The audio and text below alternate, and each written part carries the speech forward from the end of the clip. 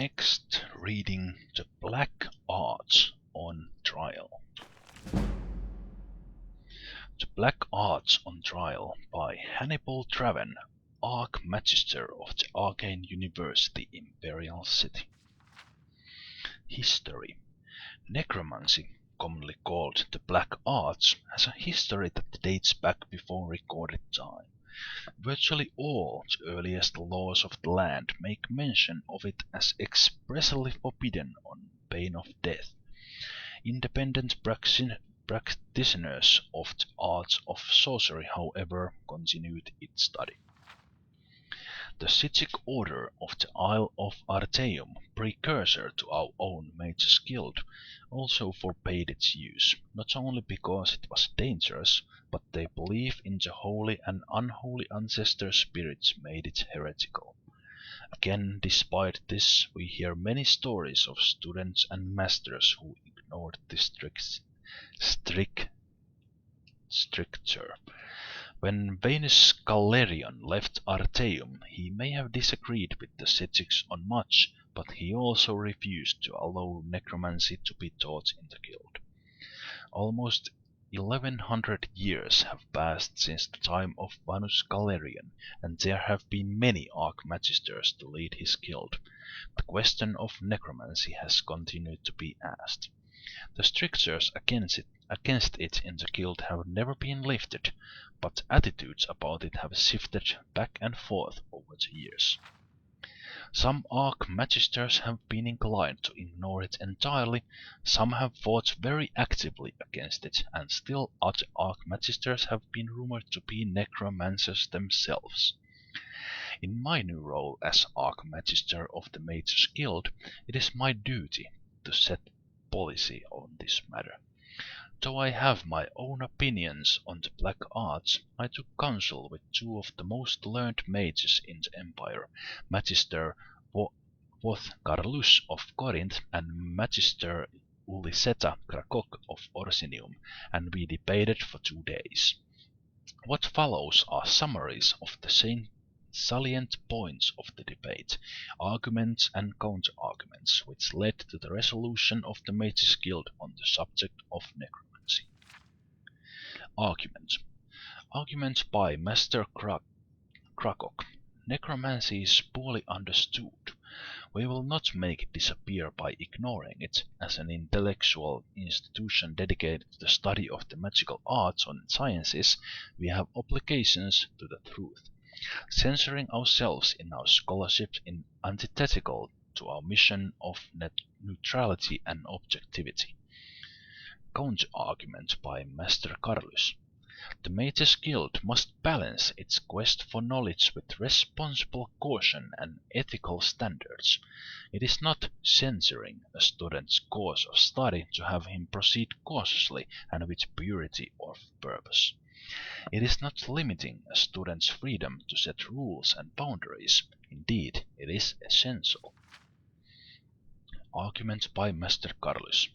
Necromancy is an anathema throughout the civilized world. To embrace it publicly, the Mage's Guild would inspire fear and hostility in the populace at large.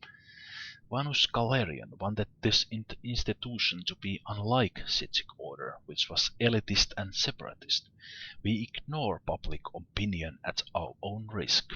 We will certainly lose our charters in many places, including, very likely, the whole of Morrowind, where sentiment against necromancy is very strong. Counter-argument by Master Krakok. Yes, we should be sensitive to the concerns of the community, but they should not and must not dictate our scholarship.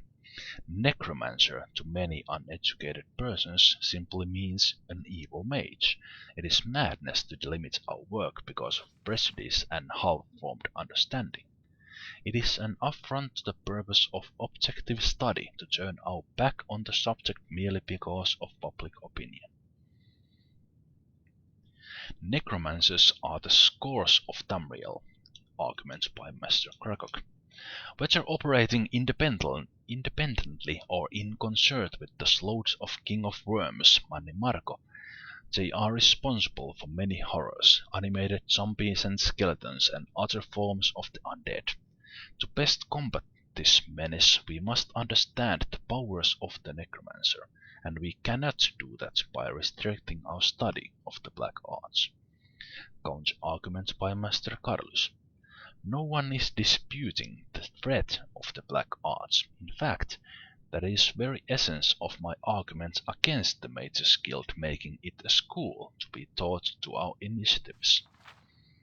We can and should know what our enemy is capable of, but we must be careful not to step into a trap of looking too deep into his ways and making those ways our own.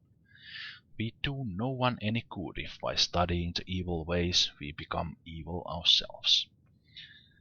Necromancy is inherently dangerous. One cannot dabble in it. The simplest spell requires the spilling of blood, and immediately begins to corrupt the caster's soul, started the argument by Master Carlos. This is not conjecture, but simple fact. It is irresponsible of the guild to teach and thereby encourage a sort of magical study which has proven itself time and time again to bring nothing but terror and misery on the practitioner and world. Counter-argument by Master Krakok. All schools of magic are dangerous to the uninitiated. A simple fireball spell from the School of Destruction can cause great harm when cast by a novice, not only to others but to the mage himself. The School of Mysticism by its very nature forces the practitioner to divorce his mind from logic, to embrace a temporary sort of insanity, which one might argue is very like corrupting one's soul. Master Krakok continues. The guild already permits some forms of necromancy. The schools of Magicka are, as we know, artificial constructs originally formulated by Vanus Galerion to divide and thereby simplify study. They have changed many times throughout the years, but at their heart every master knows they are all linked together. When a student of conjuration summons a guardian ghost, he is touching on the school of necromancy.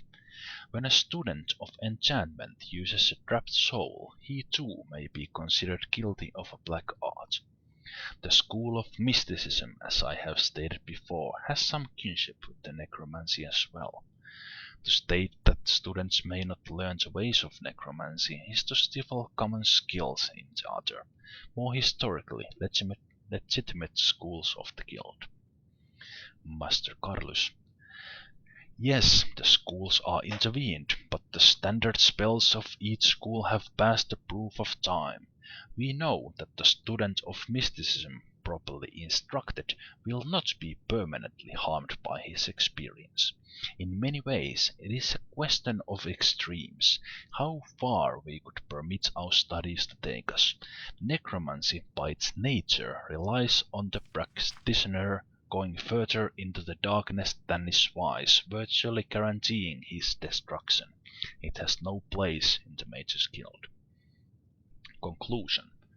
The risks of studying necromancy outweigh its usefulness.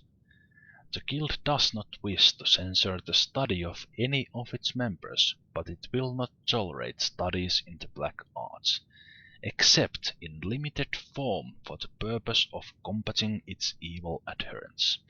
This may only have been done by rare individuals who have proven themselves both highly skilled and highly cautious, and then only with my express permission and supervision.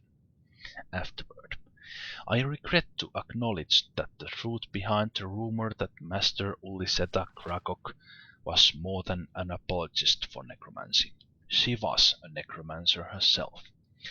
Upon this revelation, the Knights of the Lamp attempted to arrest her at the guild house in Orsinium, but she made good her escape.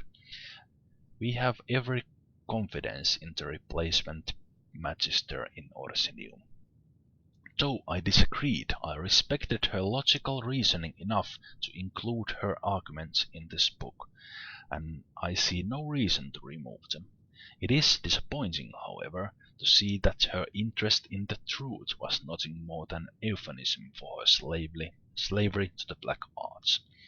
This unfortunate situation merely illustrates how essential it is for guild members to be wary of the lure of necromancy, and be vigilant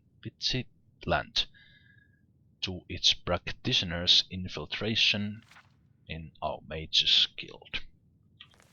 And that was the Black